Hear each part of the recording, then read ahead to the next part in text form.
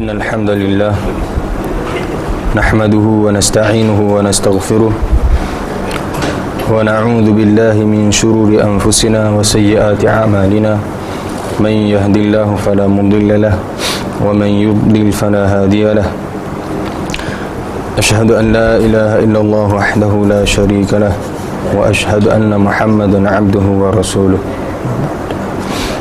رب اشرح لي صدري ويسر لي أمري واحلل عقدة من لساني يفقه قولي اللهم اجعل عملنا كله صالحا واجعله لوجهك خالصا ولا تجعله لأحد غيرك. Alhamdulillah, bertemu lagi kita dalam pembacaan kitab Mishkat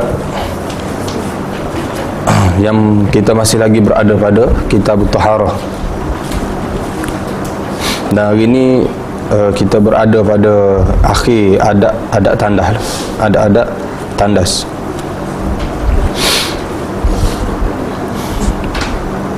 Pada muka surat 92 tajuk yang bawah tu. Orang kafir mentertawakan istinja Nabi sallallahu alaihi wasallam.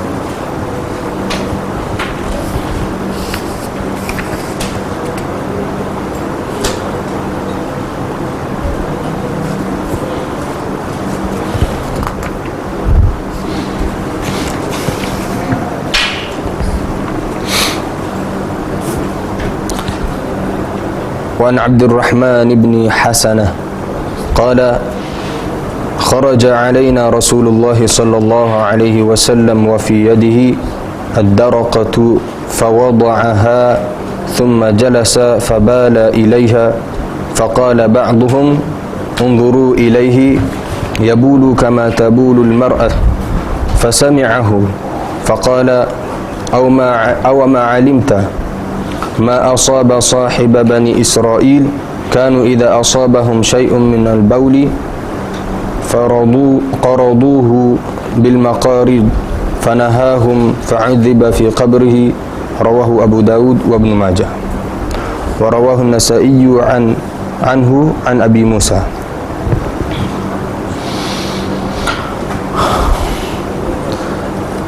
Terjemahan dia, Sayyidina Abdul Rahman bin Hasanah radhiyallahu anhu berkata, Rasulullah sallallahu alaihi wasallam telah keluar dan bersama-sama dengan kami, dan di tangan baginda terdapat perisai, ad-daraqah, perisai. Lalu baginda sallallahu alaihi wasallam meletakkannya dan duduk. Lalu baginda membuang air ketika menghadap ke arahnya. Maka sebahagian orang kafir atau musyrik dalam kurungnya itu telah berkata, lihatlah kepadanya, dia membuang air kecil seperti seorang wanita. Maka baginda sallallahu alaihi wasallam telah mendengarnya dan berkata, tahukah kamu apa yang telah dikenakan ke atas Bani Israel apabila pakaian mereka terkena air kencing? Mereka perlu memotongnya dengan gunting dan seseorang menegahnya, lalu dia diazab di dalam kubur. Hadis riwayat Abu Daud dan Ibnu Majah. Imam Nasa'i meriwayatkan hadis di atas daripada Sayyidina Abu Musa radhiyallahu anhu. Dalam hadis ni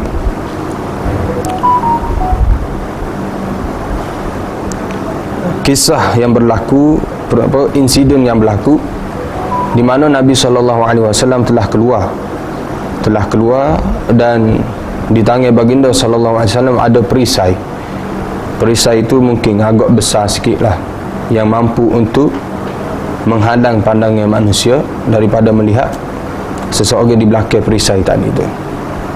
Jadi Nabi SAW telah meletakkan perisai tadi sebagai penghalang lah daripada penglihatan manusia. Kemudian Nabi SAW telah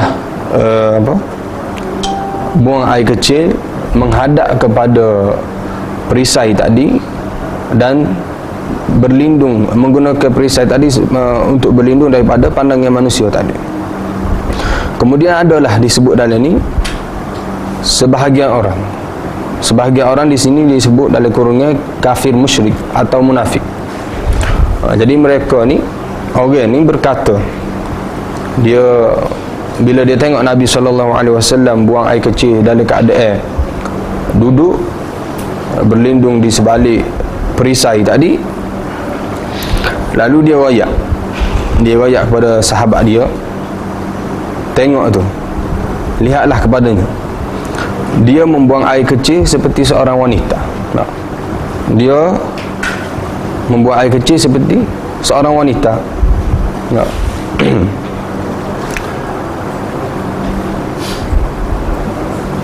Lalu baginda sallallahu alaihi wasallam dengar perbualan komen dia tu, Rasulullah sallallahu alaihi wasallam dengar, maka Nabi sallallahu alaihi wasallam pun oyak ke dia, tahukah kamu apa yang telah dikenakan ke atas Bani Israel? Tahu ke tak apa yang berlaku kepada Bani Israel? Dulu kalau pakaian mereka kena najis, terkena air kencing, tidak kata basuh, mereka kena kerak, potong pakaian tadi dengan gunting. Dan seseorang menegahnya, ada dari kalangan Bani Israel tadi larang kaum mereka, Bani Israel yang lain, daripada melakukan tu. Maknanya kalau pakaian kena tadi, sepatutnya kena potong lah. Yang kena najis tadi kena potong, tapi dia marah, dia larang, tak payah potong. Tak. Maka orang tadi diazab di dalam kubur.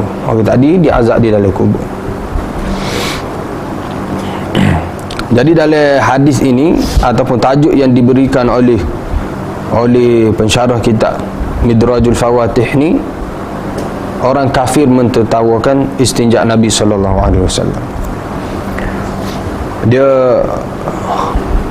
Dia mentakwilkan ataupun dia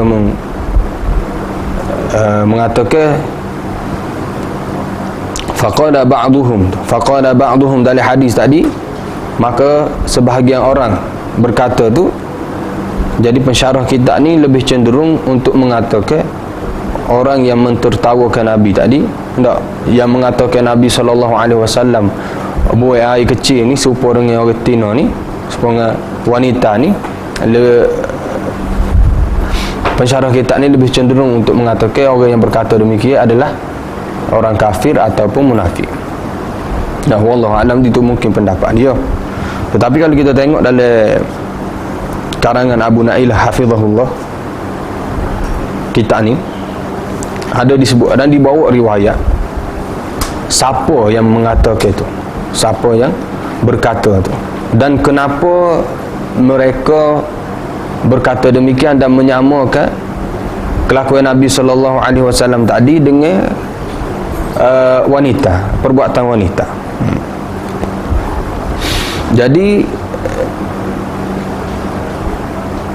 riwayat tu antara yang dibawa dengan maksud anak baca lalu, maksud daripada Abdurrahman bin Hasanah, katanya saya dan Amr bin As pergi lalu keluar kepada kami Rasulullah dengan membawa seperti perisai, lebih kurang dengan peristiwa yang berlaku dalam hadis tadi. Maka baginda SAW berlindung dengannya lalu kencing, sama juga. Rasulullah menjadikan perisai tadi sebagai penghalang daripada penglihatan manusia. Saya berkata kepada temanku, saya Abdurrahman bin Hasanah tadi berkata, dia kata saya berkata kepada temanku, tidakkah engkau lihat kepada Rasulullah SAW, dia kencing sebagaimana perempuan kencing. Jadi dalam riwayat ni jelas siapa yang berkata demikian, Jadi yang berkata ni Abdurrahman bin Hasanah dalam riwayat ni. Dan riwayat ni ada disebutkan dalam Mustadrak ala Sahihain lil Hakim, Kitabut Taharah, ada disebut. Jadi orang yang berkata itu bukanlah orang kafir ataupun munafik, sahabat sendiri. Tak. Berdasarkan riwayat, sambung penulis hafizahullah, berdasarkan riwayat ini, orang yang berkata sedemikian adalah seorang mukmin. Jadi kalau kita tengok pada tajuk yang diberikan oleh pensyarah kitab atau penulis kitab Midrajul Fawatih ni, agak kontradik lah, sebab tajuk yang diberikan adalah orang kafir, tapi bila dicek riwayat ataupun riwayat yang disebut dalam kitab ni adalah orang mukmin. Jadi mungkin penulis kitab Midrajul Fawatih ni tidak menemui riwayat ni, tak. Wallahu a'lam. Tapi di sini dinyatakan bahawasanya orang yang berkata demikian tadi, tak, tengok Rasulullah tadi, tak, dia dia buang air sebagaimana orang perempuan buang air, tak. Jadi jelas sini mukmin. Jadi dia kata, sambungnya, cuma dia berkata sedemikian kerana terkejut dengan cara buang air Nabi SAW yang menyalahi kebiasaan mereka ketika jahiliyah, dan ia masih baru dengan Islam pada ketika itu. Jadi bukan kita kata sahabat rojak tu nak memperlekehkan kau ataupun nak mentertawakan Nabi, tapi disebabkan mereka dah biasa dalam zaman dulu, tak, zaman dulu kencing dengan cara jahiliah mereka, tiba-tiba Allah tunjuk ataupun Rasulullah sallallahu alaihi wasallam tunjuk cara yang berbeza daripada mereka. Amalan Rasulullah ni berbeza dengan cara mereka, jadi terkejut. Tak, kita dulu lain tak, tu tengok dia lain, tak, terkejut, bukan nak mentertawakan. Lepas tu ia pula masih baru dalam Islam. Jadi benda tu jadi macam pelik lah bagi dia, pelik. Dan dia rajak itu bukan untuk memperlekehkan, bukan untuk memperlekehkan. Jadi jelas sini al-qail, orang yang berkata tadi, itu adalah mukmin, bukan orang kafir ataupun munafik, tak. Dan tidak menjadi masalah lah, bukan dia nak memperlekehkan. Seterusnya yang dimaksudkan dengan kencing seperti perempuan di dalam hadis ini mengikut kebiasaan jahiliah ialah kencing sambil duduk. Ia dijelaskan di dalam riwayat dan lain, tak. Jadi sahabat tadi sebut, tengok Rasulullah SAW kencing macam orang Tina, tak, kita kata orang perempuan, tak. Jadi lagu mana kencing tu? Disebut sini ada riwayat menjelaskan bahawasanya yang diserupakan ataupun yang disamakan dengan cara perempuan buang air kecil itu adalah dengan cara duduk. Jadi Rasulullah SAW buang air kecil tadi dengan cara duduk, sebab itulah mereka terkejut, sebab cara tu adalah cara orang puas.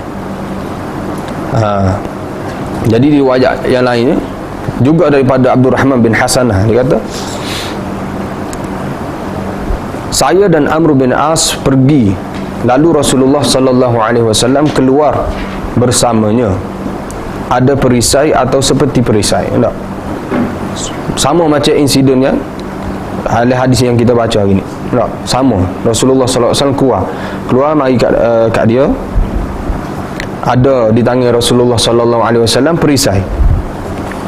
Maka baginda SAW duduk berlindung dengannya, lalu kencing dalam keadaan duduk. Di sini jelas dia menunjuk, dia jelas ke Rasulullah SAW buang air kecil dalam keadaan duduk. Saya dan temanku berkata, Abdul Rahman bin Hasanah radhiyallahu anhu katalah, tidakkah engkau lihat kepada Rasulullah SAW, dia kencing sebagaimana kencing perempuan kencing, iaitu duduk. Jadi persamaan ataupun benda yang disamakan dengan perempuan tadi adalah cara buang air kecil tadi, iaitu dalam keadaan duduk. Jadi itulah yang disamakan perbuatan Rasulullah SAW dengan perbuatan wanita semasa buang air kecil, itu buang air kecil dalam keadaan duduk.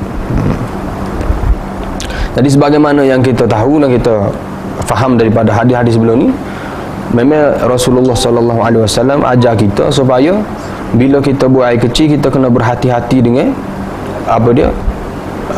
air kencing kita tu. supaya tidak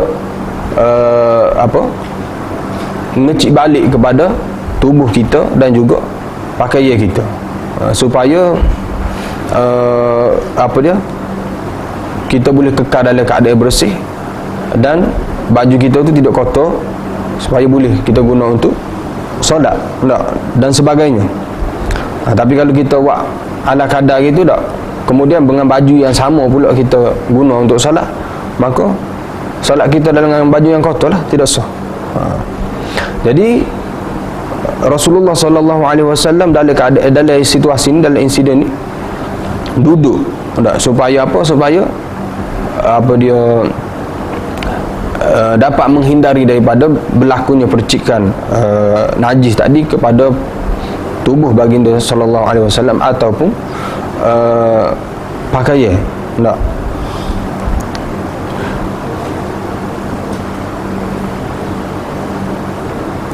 Jadi bila disebutkan lagu tu, bila dia kata, tengok Rasulullah buang air kecil macam orang puas tak. Jadi Rasulullah sallallahu alaihi wasallam beritahu kepada mereka kisah ataupun teladan daripada Bani Israel, yang mana bila mereka tu diperintahkan supaya membersihkan pakaian mereka daripada najis dengan cara potong, tetapi ada seorang daripada mereka yang melarang mereka daripada berbuat demikian, nak membersihkan pakaian mereka dengan cara potong tadi, mereka diazab. Bahkan dalam insiden sebelum ni, dalam hadis sebelum ni pun kita pernah lalu ada orang diazab dalam kubur disebabkan kencing. Mereka tidak berhati-hati semasa buang air kecil. Jadi kesan daripada sikap tidak cana dengan najis ataupun semasa buang air kecil ini boleh menyebabkan azab. Jadi sebab itulah Rasulullah sallallahu alaihi wasallam buang air kecil dalam keadaan duduk, supaya dapat menghindari daripada terkenanya najis kepada badan dan juga baju Rasulullah sallallahu alaihi wasallam.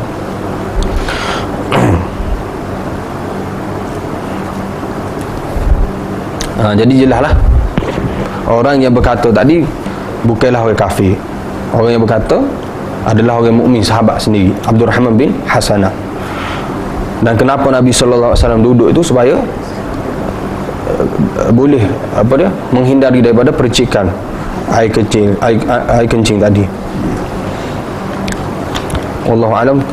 Tajuk seterusnya, harus membuang air menghadap ke arah kiblat jika terdapat halangan. Muka surat 94, harus membuang air menghadap ke arah kiblat jika terdapat halangan. Berkenaan dengan arah kiblat ni, buang air kecil menghadap kiblat dan membelakangi kiblat, kita telah bincang sebelum ni. Jadi bagi Imam Abu Hanifah rahimahullah, secara mutlak tidak boleh menghadap dan membelakangi. Tidak boleh menghadap dan membelakangi kiblat. Tetapi a'immah thalathah berpendapat kalau dalam bangun ni, dalam tandah tu tidak menjadi masalah, tidak menjadi masalah.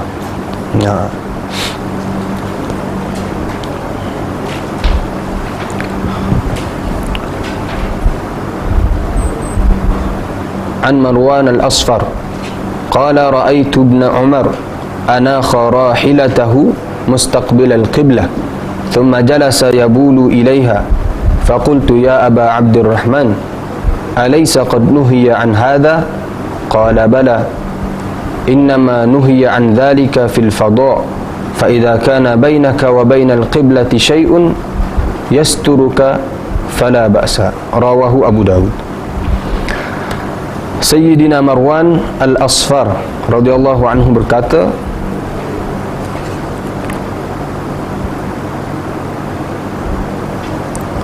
Sayyidina Marwan al-Asfar rahimahullah berkata, aku melihat Ibnu Umar radhiyallahu anhu mendudukkan tunggangannya menghadap ke arah kiblat, kemudian dia duduk dan membuang air kecil ke arahnya. Maka aku berkata, ya Abu Abdurrahman, bukankah perkara ini telah ditegah? Dia berkata, bahkan ya, sesungguhnya ia ditegah apabila berada di padang yang luas. Jika di antara kamu dan kiblat terdapat sesuatu yang menghalang, ia tidak mengapa. Jadi seseorang tengok sahabat Nabi Ibnu Umar radhiyallahu anhuma, dia mendudukkan haiwan tunggangnya dia tadi ke arah kiblat, duduk, dan beliau kemudiannya buang air kecil menghadap ke arah tunggangnya dia tadi. Tak, mungkinlah kita kata orang ramai tadi ataupun pandangan manusia tadi berada di sebalik haiwan tunggangnya dia tadi. Jadi dia pun untuk melindungi diri daripada pandangan manusia tadi, dia pun mendudukkan tunggangnya dia tadi, unta ke. Tak.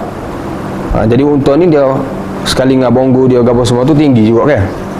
Jadi bolehlah berlindung di sebalik haiwan tunggangnya tadi. Tak. Sebagaimana Nabi tadi dengan perisai. Di sahabat ni Ibnu Umar, dia guna tunggangnya dia untuk melindungi diri daripada pandangan manusia semasa buang air kecil. Jadi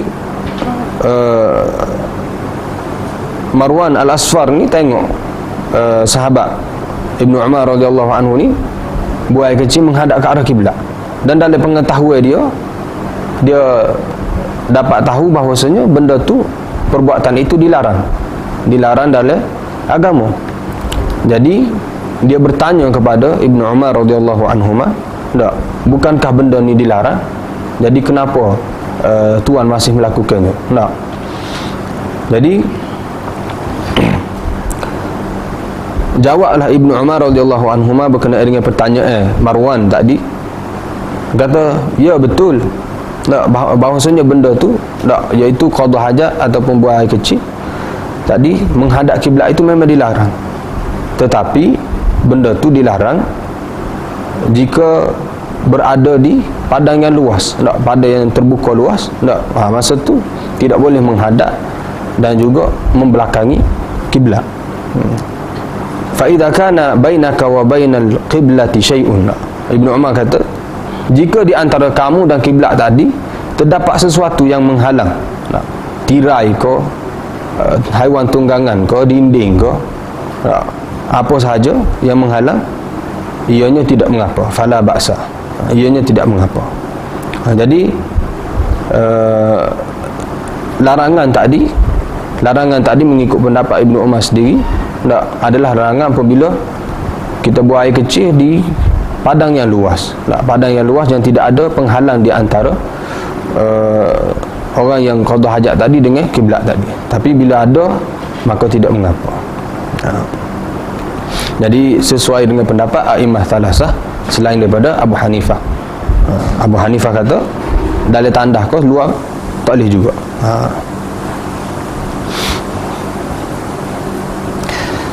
Seterusnya, doa sewaktu keluar tandas. Doa sewaktu keluar tandas. Doa masuk tandas kita pernah baca tu.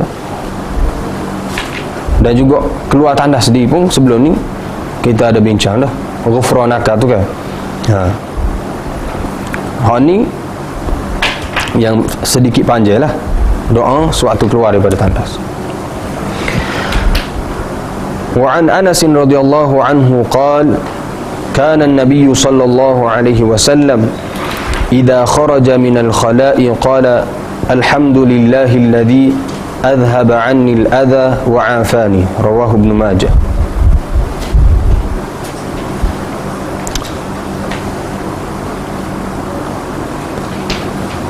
Kalau guna kitab Midrajul Fawatih ni, perkataan Ibnu tu rawahu Ibnu Majah, dia tidak ada hamzah sebenarnya. Dia tidak ada hamzah pada Ibnu tu. Hamzah ke apa? Hakim? Hamzah ke apa pada perkataan Ibnu tu? Hamzatul wasl. Jadi dia tidak ada hamzah. Sayyidina Anas radhiyallahu anhu berkata, apabila Nabi SAW keluar dari tandas, baginda SAW akan membaca Alhamdulillahilladzi adhaba 'anni al-'adha wa 'afani. Ni doa keluar tandas selain daripada hak sebelum ni yang kita baca ghufranaka tu kan. Jadi dari segi baca lah kena perhatikan za tu lah, za kecil tu bukan za besar. Jadi kebiasaan kita orang Melayu, kita biasa samakan za dengan za. Jadi za ni nak sebut dia kena keluarkan lidah dan menyentuh gigi atas lah, gigi atas. Jadi dia sama dengan tha. Ni za lembut. Alhamdulillahilladzi adhaba 'annil 'adha wa 'afani.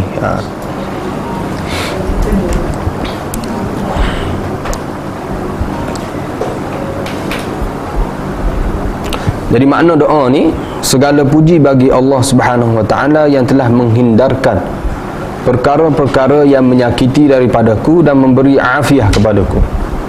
Segala puji bagi Allah Subhanahu wa taala yang telah menghindarkan, adhaba anni, menghindarkan daripadaku perkara-perkara yang menyakiti. Al-adha, perkara-perkara yang menyakiti, dan memberi afiah kepadaku.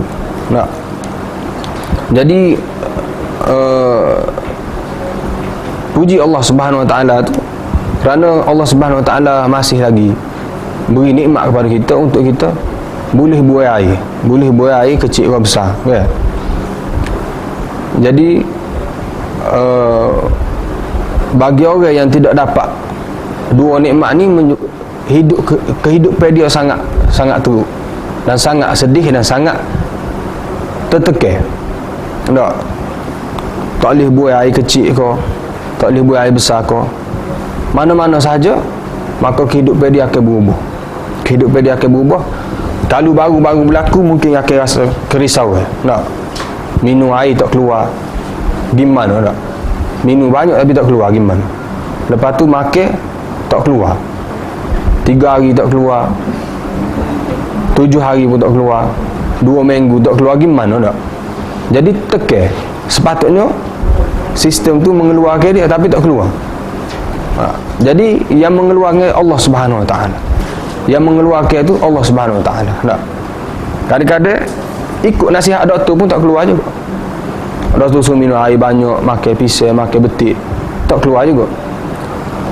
Jadi bukanlah yang menyembuhkan itu doktor itu. Nasihat dia kita ikut, tapi sebab tu kita puji Allah Subhanahu wa taala, sebab dengan izin Allah, dengan izin Allah sahaja kita dapat buai air kecil, buai air besar dengan molek.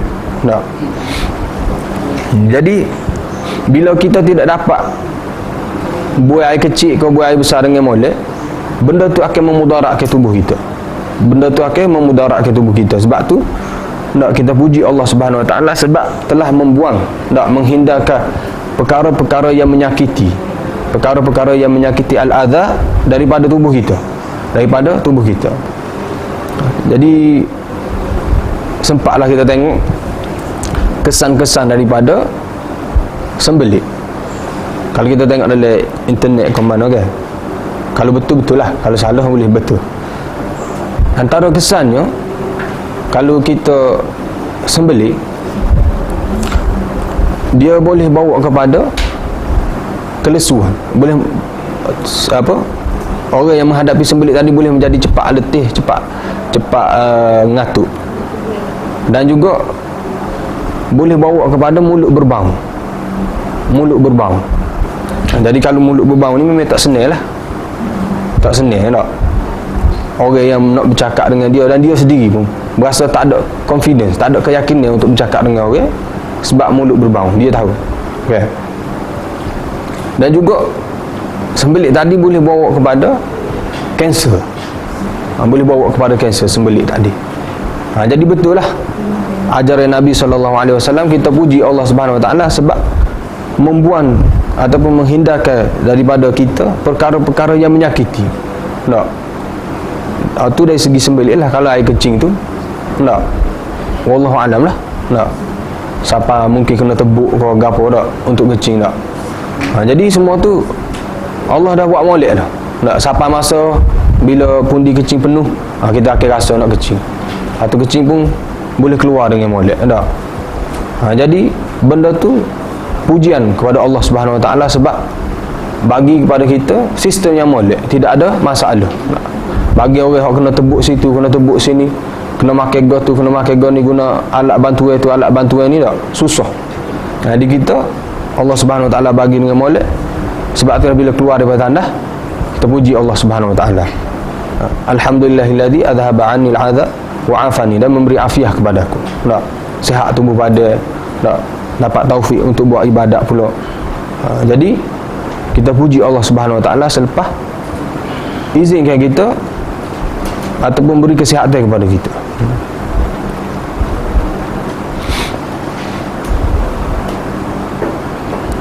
Di sini disebut satu kisah. Dia kata satu ketika Sayyidina Umar radhiyallahu anhu bertemu dengan seorang buta. Sayyidina Umar radhiyallahu anhu ni khalifah kedua, bertemu dengan seorang buta, tangannya cacat dan kakinya lumpuh. 3 kekurangan ataupun 3 nikmat yang Allah tarik daripada dia. Mata buta, tangan cacat, kaki lumpuh. Tak?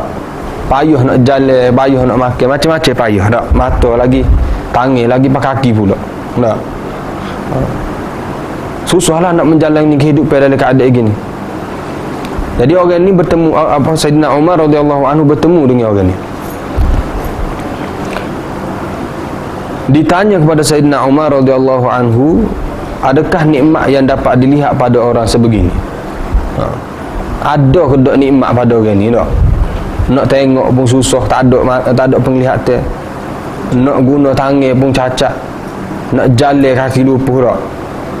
Nikmat apa ada pada orang ni? Nak hidup pun susah. Nak menjalani kehidupan pun mungkin perlu bantuan orang, ataupun mungkin susah, tidak serupa dengan kehidupan yang normal. Ada ke tak nikmat yang boleh tengok daripada orang ni? Tak? Mata tak berfungsi, tangan cacat, kaki lumpuh, tak? Lalu Sayyidina Umar radhiyallahu anhu bertanya semula, tak? Mendapat pertanyaan daripada saing-saing dia, tak? Sahabat-sahabat dia tu, ada ke tak nikmat pada orang ni? Umar tanya balik, adakah dia boleh buang air dengan mudah? Orang ni tadi hok tak ada mata, hok tangan cacat, hok kaki lumpuh ni, dia boleh buang air dengan molek tak? Boleh qada hajat dengan molek ke tak? Mereka mengiyakannya. Jadi sahabat-sahabat kata, boleh. Maka kata Sayyidina Umar radhiyallahu anhu, bahawa itu pun adalah satu nikmat yang besar. Tu nikmat besar dah. Biarlah tangan, mata, kaki tu ditarik oleh Allah Subhanahu Wa Taala dah. Tapi nak ayatnya, nikmat lain tu ada lagi yang besar. Ada juga nikmat yang besar pada dia, iaitu nikmat buai air kecil ataupun buai air besar. Tu pun nikmat yang besar dah. Jadi walaupun satu sisi dia kurang ni, tapi Allah masih lagi bagi kelebihan yang lain, satu nikmat yang lain. Tak? Kalau tarik belakang, susah lah. Tak? Jadi biasalah manusia ni, bila hilang satu nikmat, tak, kadang-kadang kerana terlalu memikirkan nikmat hak hilang tu, siapa lupa nikmat-nikmat yang lain hak masih ada. Siapa lupa nikmat-nikmat lain yang masih ada. Tak? Jadi orang yang soleh macam Sayyidina Umar radhiyallahu anhu ni, dia dapat menilai, dapat tengok, tak? Walaupun nikmat-nikmat lain Allah telah ambil, tapi masih ada nikmat-nikmat yang Allah berikan kepada dia yang juga besar dan cukup besar. Jadi situlah kenapa kita diajar oleh Nabi SAW bila keluar daripada tandas, nak kita puji Allah Subhanahu Wa Taala, kerana Allah Subhanahu Wa Taala menjauhkan kita ataupun buai daripada tubuh kita ni perkara-perkara yang menyakiti kita, dan Allah memberi afiat kepada kita. Seterusnya, larangan beristinja dengan tulang najis atau arang. Jadi tajuk ni macam kita kata biasa dengar, familiar. Cuma ada arang di situ yang barulah, yang kita tidak pernah dengar sebelum ni, arang. Tak? An Ibn Mas'ud radhiyallahu anhu qala lamma qadima wafdul jin ala nabi sallallahu alaihi wasallam qalu ya Rasulullah inha ummatak an yastanju bi'admin aw rawthatin aw humamatin fa inna Allah ja'ala lana fiha rizqan fanahana Rasulullah sallallahu alaihi wasallam an dhalik. Rawahu Abu Dawud. Sayyidina Abdullah bin Mas'ud radhiyallahu anhu berkata, apabila rombongan jin telah sampai kepada Nabi sallallahu alaihi wasallam, mereka berkata, ya Rasulullah, sesungguhnya umatmu beristinja menggunakan tulang, najis atau arang. Sesungguhnya Allah Subhanahu wa taala menjadikan rezeki bagi kami melaluinya. Maka baginda sallallahu alaihi wasallam telah melarang kami daripada menggunakan benda-benda tersebut.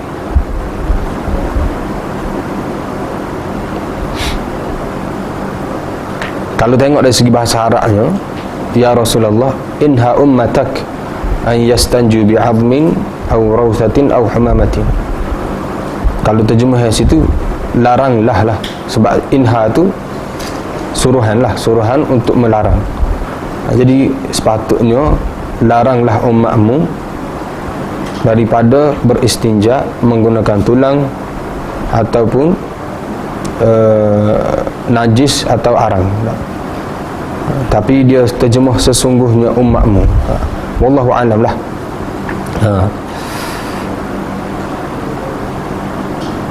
Jadi laranglah umatmu daripada beristinja menggunakan tulang dan najis, tulang atau najis atau arang. Sebab apa? Sebab sesungguhnya Allah Subhanahu wa taala telah menjadikan rezeki bagi kami melaluinya. Jadi benda-benda yang disebut oleh jin tadi, tulang, najis dan apa dia, arang, semua tu Allah Subhanahu wa taala telah buat ataupun telah jadikannya sebagai rezeki kepada jin-jin tadi. Jadi selepas Rasulullah sallallahu alaihi wasallam mendapat aduan daripada jin tadi, maka baginda sallallahu alaihi wasallam telah melarang kami daripada menggunakan benda-benda tersebut. Jadi sebelum ni kita bincang dah tulang dengan apa najis tadi. Dalam riwayat ni ada tambah arang itu.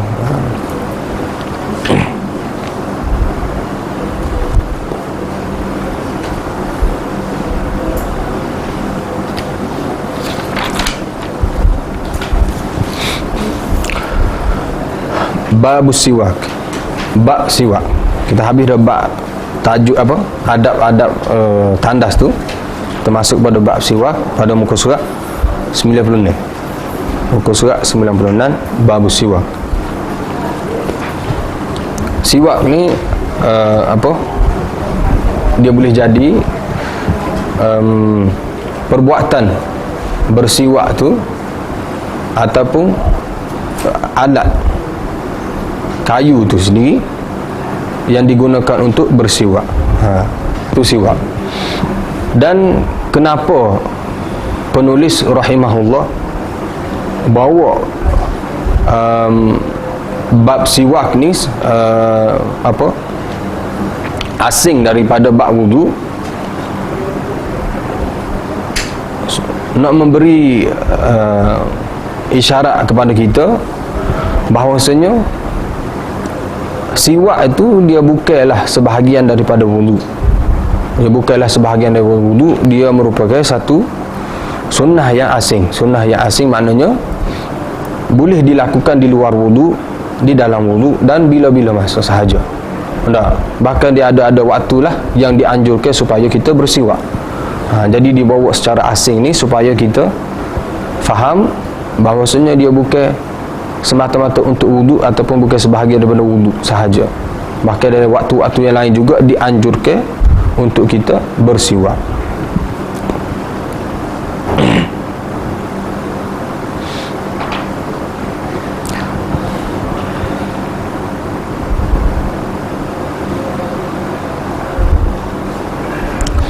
Jadi semua ulama berpendapat miswak itu sunnah.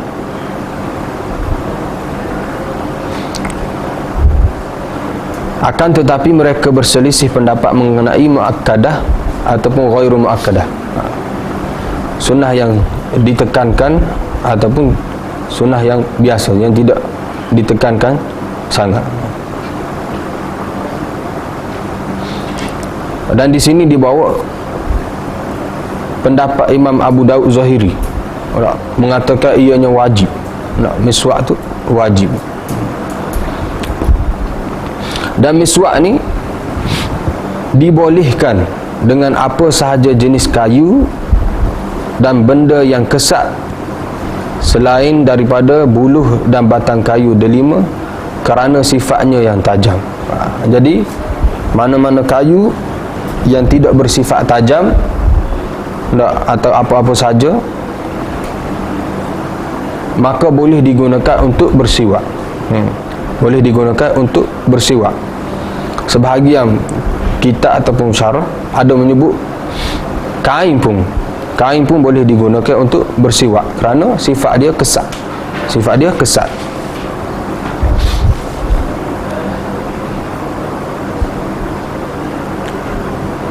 Bersiwak dengan kayu yang pahit juga mustahab. Sifat pahit yang ada pada kayu tu, jadi untuk guna kayu tu mustahab. Mungkin dia lebih menghilangkan bau ke, ataupun lebih membersihkan ke, wallahu alam, tapi mustahab untuk guna kayu yang ada rasa pahit untuk miswak, untuk bersiwak.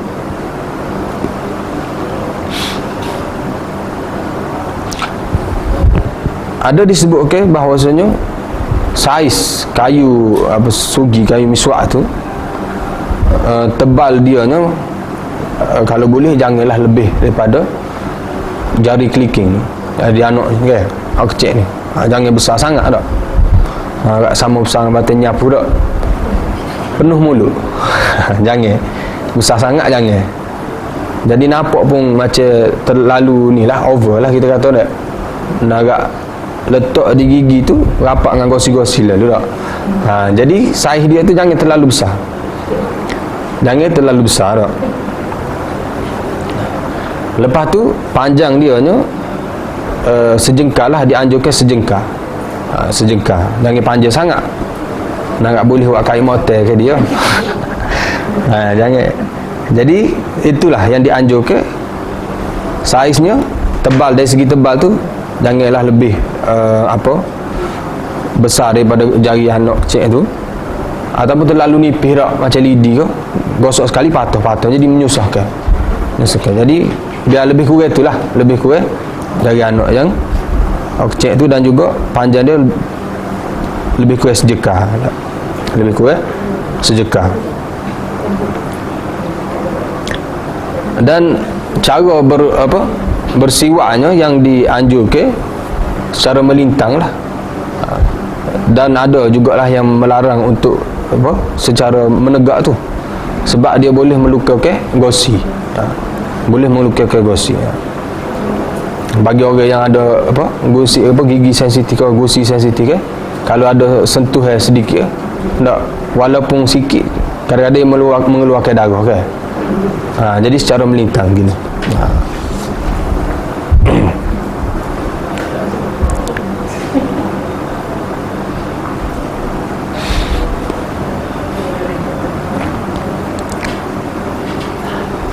Banyaklah faedah-faedah. Dia kata terdapat 70 faedah.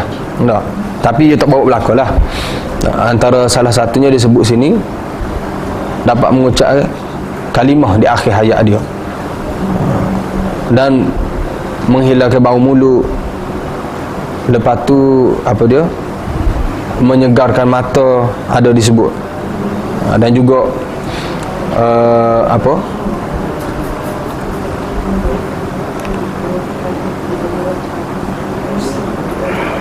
menguatkan gosi, ada disebut. Banyaklah. Boleh tengok dalam kitab-kitab lain, ataupun boleh tengok dalam internet, kelebihan bersiwak. Banyak.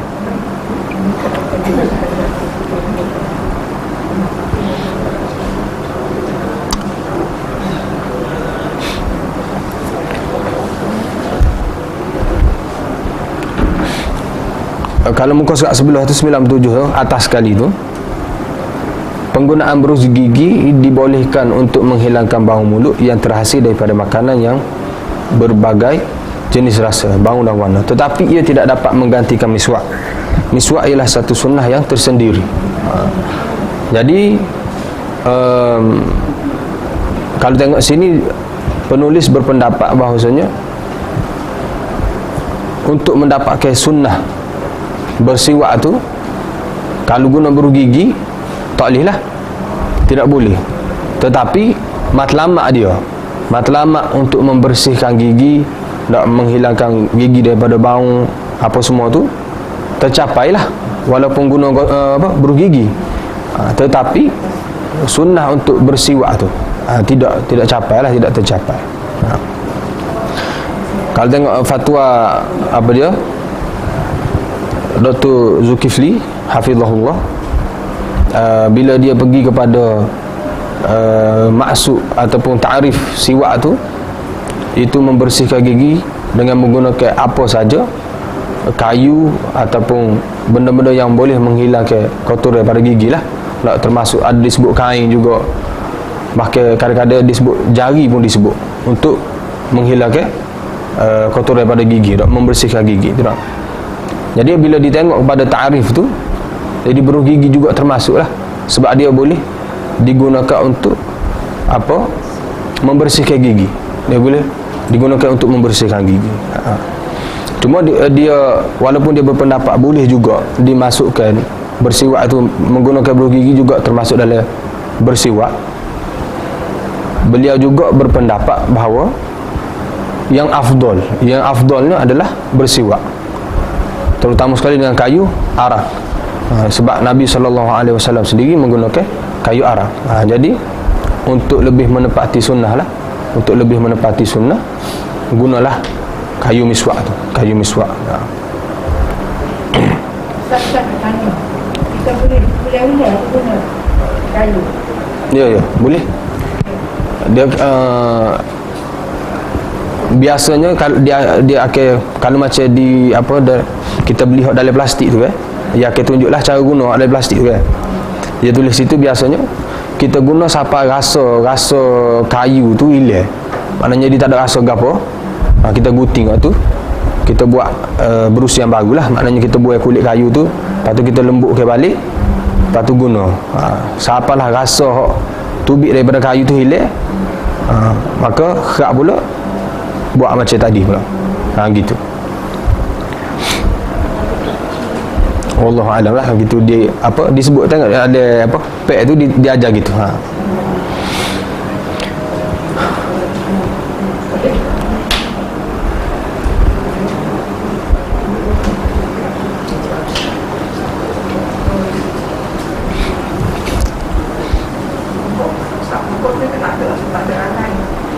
Ya.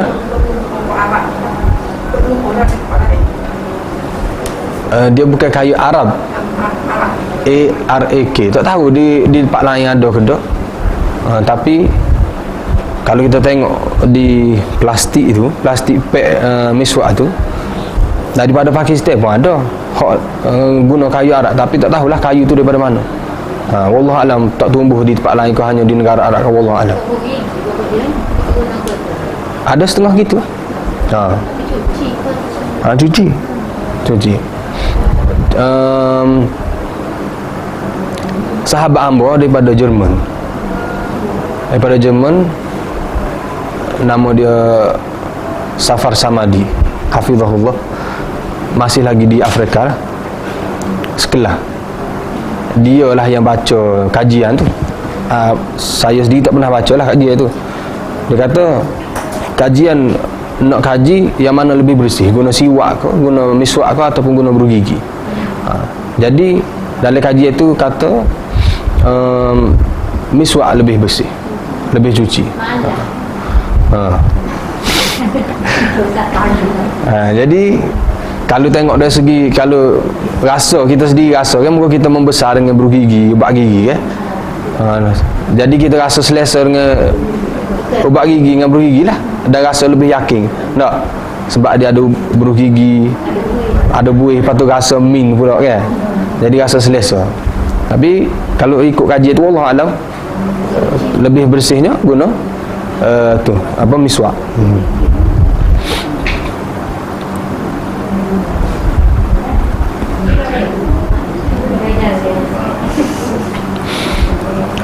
Fasal yang pertama, pentingnya bermiswak. An Abi Hurairah radhiyallahu anhu qala Rasulullah sallallahu alaihi wasallam, laula an ashqa ala ummati la amartuhum bi ta'khiril isya'i wa bisiwaki 'inda kulli salatin.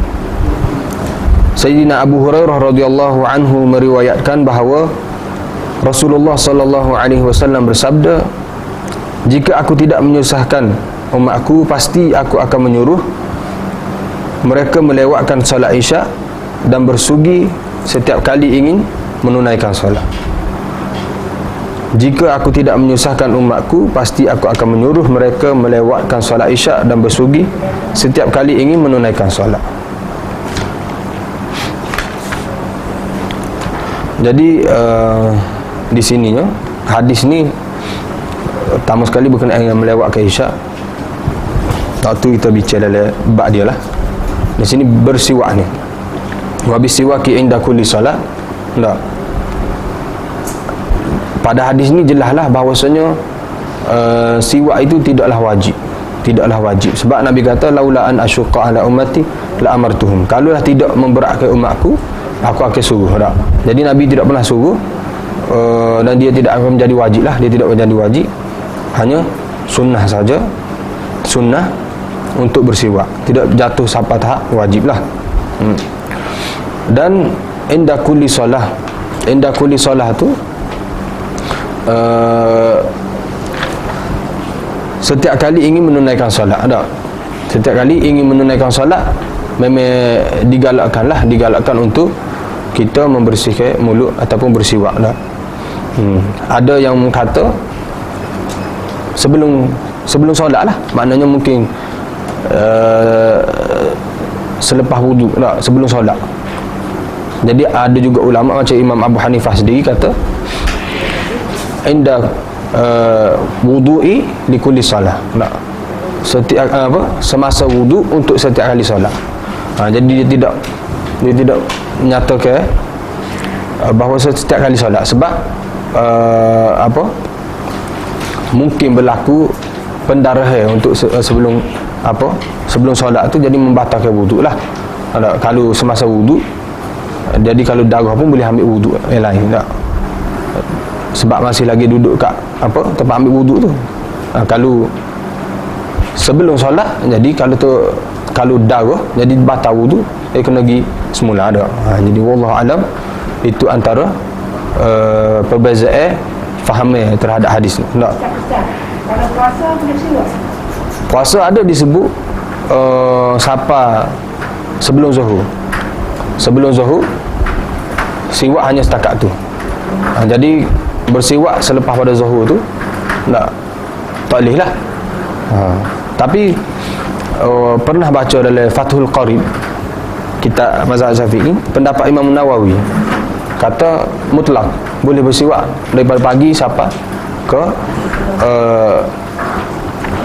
ghurub syams, tenggelamnya matahari, tidak menjadi masalah. Wallahu a'lam. Itulah mungkin kalau orang selesa untuk guna siapa dekat zuhur, guna kat tu. Ada orang nak guna siapa ke buka puasa, tu boleh. Wallahu a'lam. Jadi rasa setakat tu dulu hari ni. Aqulu qawli hadza wa astaghfirullahal azim li wa lakum. Wassalamualaikum warahmatullahi wabarakatuh.